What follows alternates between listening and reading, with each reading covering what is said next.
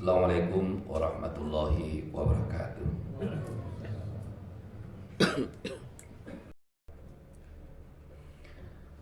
Alhamdulillah, alhamdulillahilladzi rabba syahri Ramadan alladzi anzalta fihi al-Qur'an wa aftarata ala ibadika fihi as-siyam. Salli ala Muhammad wa ali Muhammad. Wa qad qala Allah Ta'ala fil Qur'anil Karim, a'udzu billahi as-sami'il 'alim minasyaitonir rajim.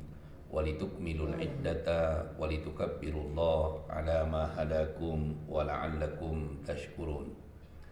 Wa qala an-nabi sallallahu alaihi wasallam, as-siyamu junnah.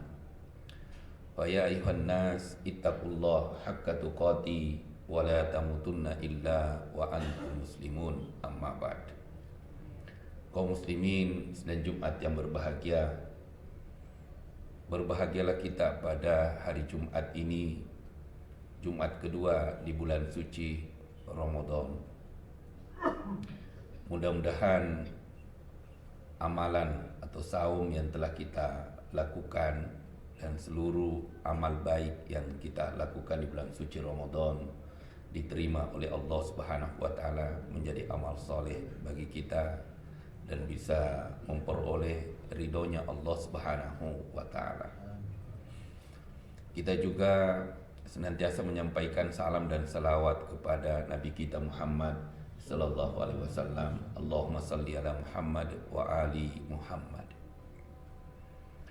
Tentu kita menyadari bahwa bulan suci Ramadan ini salah satu bulan yang disebut oleh Allah Subhanahu wa taala dalam Al-Qur'an itu adalah bulan Ramadan. Syahrul Ramadan alladzi unzila fihi al-Qur'an hudal linnas wa bayyinatin minal huda wal furqan. Untuk itu, dengan penyebutan nama bulan Ramadan ini tentu memiliki banyak kekhususan dan keistimewaan. Dan itulah yang sering kita dengar setiap saat sebagai motivasi bagi kita untuk menampakkan syiar hari Jumat ini. Dan Rasulullah SAW mengingatkan kepada kita bahwa salah satu keistimewaan dan kekhususan hadirnya bulan suci Ramadan itu karena Allah Subhanahu wa taala dan Rasul menyampaikan bahwa sesungguhnya pintu-pintu surga itu dibuka oleh Allah dan pintu-pintu neraka ditutup. Untuk itu kita dianjurkan untuk bermohon, berdoa di bulan suci Ramadan ini supaya ketika pintu surga itu dibuka, maka Allah tidak menutup untuk kita. Dan ketika pintu neraka itu ditutup oleh Allah Subhanahu wa taala, mudah-mudahan Allah tidak membuka pintu neraka itu untuk kita. Maka hal yang terpenting adalah amalan apa yang bisa membuka pintu-pintu surga itu dan amalan apa yang bisa menutup pintu-pintu neraka. Tentu banyak amalan yang menjadi pembuka pintu surga dan penutup pintu neraka. Tetapi kalau kita lihat beberapa ayat dan hadis, maka paling tidak ada 7 amalan yang bisa menjadi pembuka pintu surga dan ada 7 amalan yang menjadi penutup pintu neraka. Nah, yang pertama tentu kita lihat bahwa pintu neraka itu bisa ditutup dan bisa kita buka tergantung kepada diri kita masing-masing. Yang bisa menutup pintu neraka itu pertama adalah kalau kita menjauhkan diri kita dari al-hirs. Apa itu al-hirs? Toma, rakus. Maka yang membuka pintu neraka itu, walaupun itu sudah ditutup oleh Allah di bulan suci Ramadan, kalau di dalam diri kita masih ada sifat-sifat al-hirs yang kita diamkan, tanamkan di dalam diri kita di bulan suci Ramadan ini dan di luar bulan suci Ramadan. Kadang-kadang kita tidak sadar bahwa dengan rasa lapar dan haus yang menimpa kita di siang hari, maka muncullah rasa rakus itu. Maka di saat kita buka saum, maka kadang-kadang kita bukan buka saum, tetapi balas dendam. Karena dorongan rakus itu yang ada di dalam diri kita. Dengan al-hirs ini juga kadang-kadang kita tidak mampu mengendalikan diri dan tidak bisa membedakan mana yang halal dan mana yang haram. Kemudian amalan yang kedua yang membuka pintu neraka itu adalah al-ujub. Apa itu ujub? Bangga diri. Bangga dengan tarawihnya, ujub dengan bacaan Qur'annya di bulan suci Ramadan, karena sudah berulang-ulang khatam Al-Quran, atau ujub bangga dengan iktikafnya karena tetangganya tidak ada yang iktikaf, bangga dengan amalan-amalan yang lainnya. Ujub ini adalah penyakit. Kalau kita mampu menjauhkan penyakit ini, kita akan menutup pintu neraka itu. Tapi kalau kita tidak mampu, maka neraka akan terbuka untuk kita.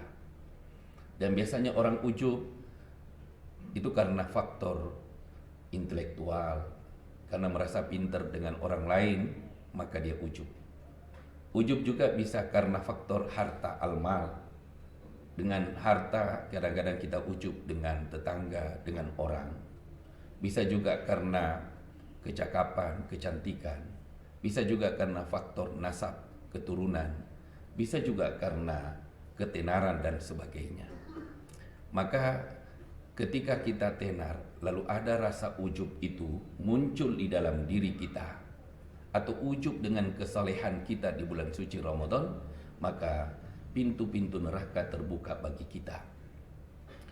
Lalu amalan yang kedua yang bisa menjadi pembuka pintu neraka itu adalah al-kibr. Apa itu kibr?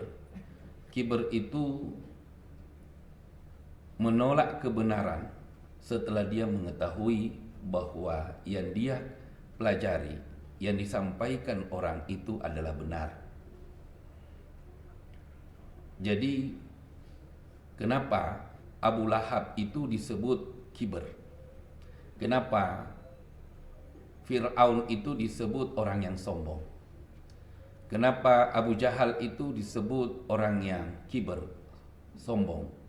Karena ketika dia mendengar dakwah Rasul sallallahu alaihi wasallam, ketika Rasulullah SAW menyampaikan Al-Quran dan kebenaran wahyu kepada mereka, maka muncullah penolakan Abu Jahal dan Abu Lahab itu, padahal dia tahu bahwa Muhammad itu orang jujur, nggak pernah berbohong sejak kecil sampai saat itu.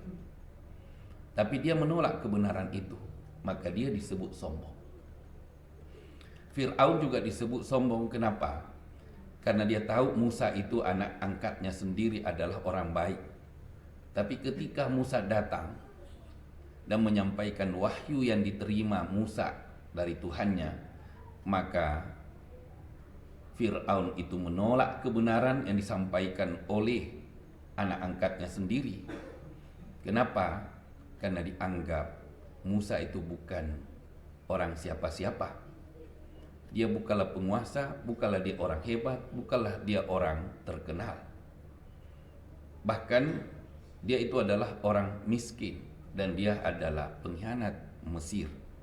Maka dibuatlah berbagai macam isu yang digoreng oleh Abu Jahal waktu itu, oleh Fir'aun waktu itu, dan dia mengatakan apa yang disampaikan dan diperlihatkan oleh Musa itu semata-mata adalah sihir untuk menguasai Sungai Nil dan menguasai Mesir. Maka Fir'aun, dengan sikap Fir'aun seperti itu, disebutlah dia orang sombong. Nah, Setiap kita mendengar ceramah, mendengar kebenaran, lalu kita udah tahu bahwa itu benar yang disampaikan oleh seseorang, lalu kita tolak, maka di dalam diri kita itu ada kesombongan. Maka pantas kalau satu saat kita digabungkan bersama dengan Fir'aun, pantas kalau kita satu saat digabungkan bersama dengan Abu Jahal dan Abu Lahab. Lalu pintu atau amal pembuka pintu neraka itu adalah al-bukhl, kikir atau medik, bakhil.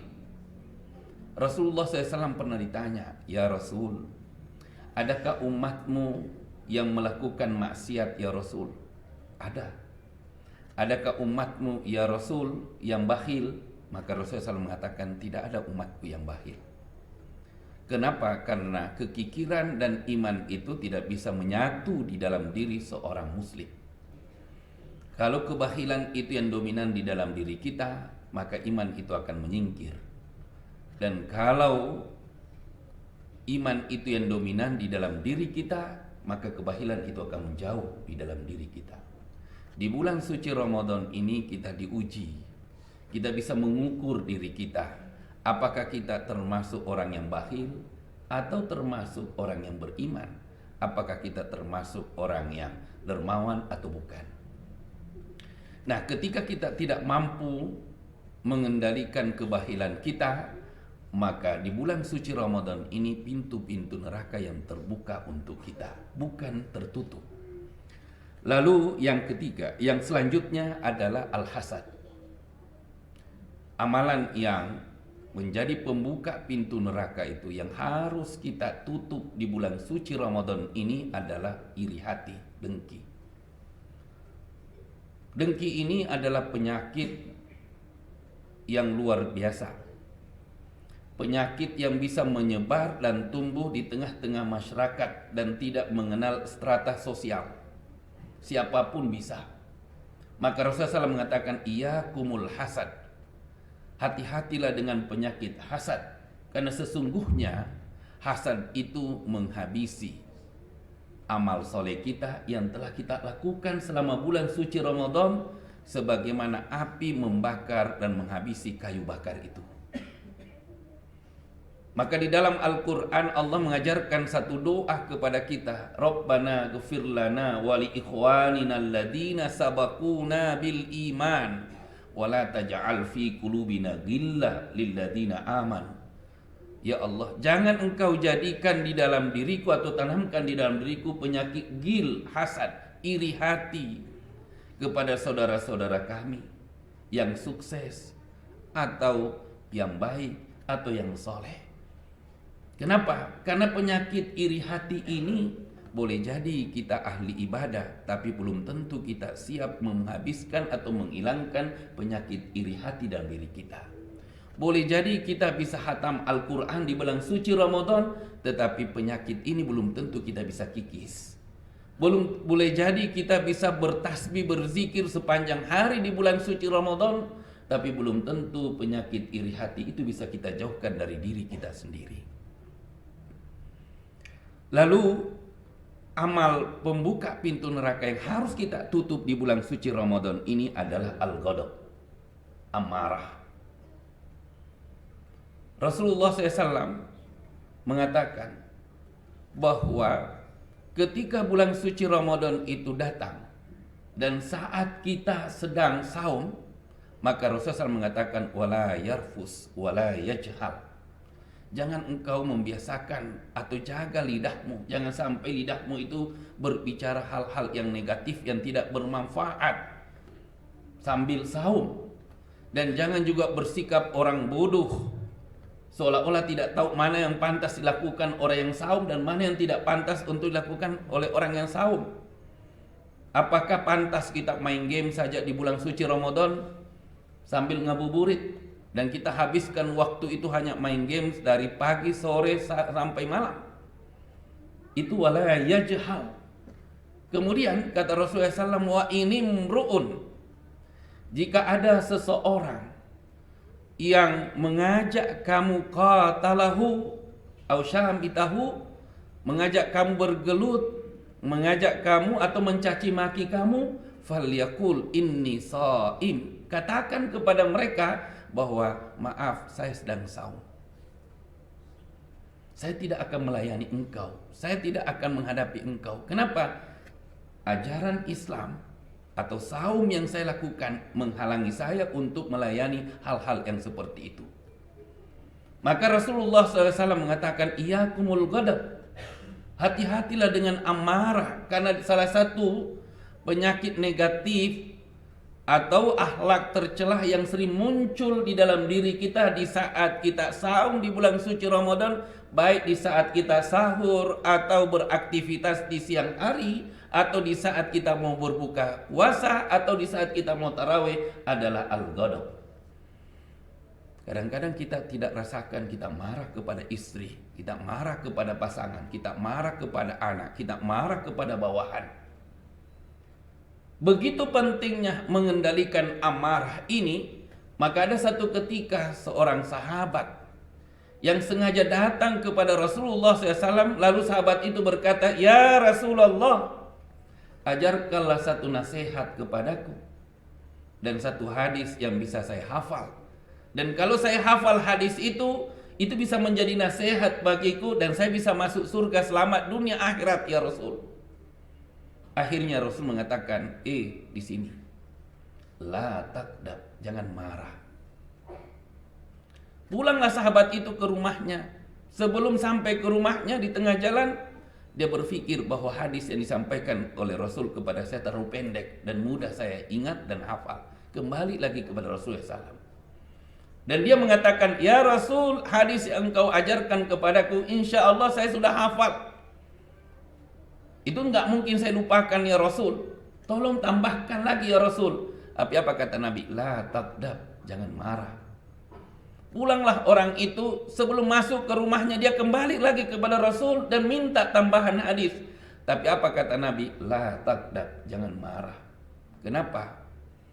Emosi beragama kita di bulan suci Ramadan kadang-kadang tidak bisa kita kendalikan. Apalagi di saat kita berbeda paham. Apalagi di saat kita melihat orang itu pahamnya berbeda dengan kita.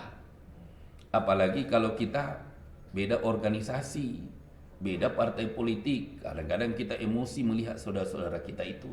Padahal kiblatnya sama, Qur'annya sama, nabinya sama, salatnya sama. Padahal kita juga saum. Kenapa? Ujian yang paling berat di bulan suci Ramadan ini di saat kita saum adalah mengendalikan amarah. Mungkin sholat berjamaah bisa 5 waktu sehari semalam di masjid, tapi belum tentu kita bisa mengendalikan amarah di bulan suci Ramadan. Boleh jadi kita full on time sholat tarawihnya di bulan suci Ramadan, tapi belum tentu kita bisa mengendalikan emosi kita, amarah kita di bulan suci Ramadan. Coba hitung-hitung dan muhasabah, renungkan berapa kali kita marah dan berapa kali kita tidak sanggup mengendalikan amarah kita di bulan suci Ramadan, hanya masalah sepele.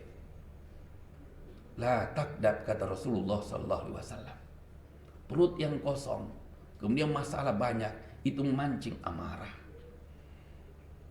Ketika kita mau berbuka, makanan belum siap, boleh jadi kita marah ke anak kita, marah ke istri kita, marah ke pembantu kita, marah ke sopir kita. Padahal kalau sopir, pembantu tidak ada, kita lebih pusing lagi. La takdab. Nah, kemudian pembuka dan penutup pintu neraka itu adalah asyahawat. Keinginan yang tidak bisa dikendalikan. Coba kita lihat kondisi bangsa kita saat sekarang ini. Bangsa kita makmur, tapi banyak orang miskin. Kekayaannya luar biasa, tapi pajaknya juga meningkat. Bahkan orang-orang yang korupsi itu bukanlah orang-orang miskin, orang yang punya harta yang jumlahnya tidak kehitung. Tapi mengapa mereka melakukan korupsi itu? Dan kita lihat di bulan suci Ramadan ini betapa banyak pejabat-pejabat yang digeledah rumahnya, yang ditahan, yang dituduh, yang ditangkap, yang dijemput. Itu karena syahwat yang tidak bisa dikendalikan. Selama kita tidak mampu mengendalikan syahwat kita di bulan suci Ramadan, maka bukalah surga yang terbuka bagi kita. tapi pintu-pintu neraka yang terbuka bagi kita. Banyak orang mampu mengendalikan makan dan minum dan hubungan seksual di bulan suci Ramadan, tapi kalau dia melihat harta dan uang rakyat, mereka tidak mampu mengendalikan syahwatnya dan keinginannya. Padahal itu yang lebih penting. Di samping kita menahan makan, menahan minum, hubungan seksual, juga harus kita melatih diri kita untuk tidak mengambil selain hak kita atau mengambil hak-hak orang lain. Aqulu qouli hadza wa salli wa lakum wa lisa'il muslimina wal muslimat wastaghfiru innahu ghafurur rahim.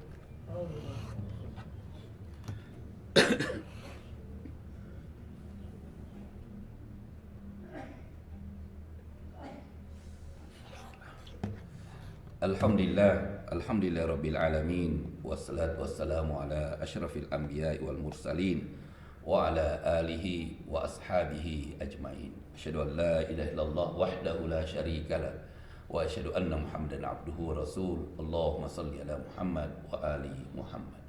Kaum muslimin sidang Jumat yang berbahagia, pada khutbah yang pertama tadi kita telah mendengarkan sedikit amalan-amalan yang menjadi pembuka pintu neraka, sekaligus kalau kita mampu mengendalikan itu akan menjadi penutup pintu neraka itu.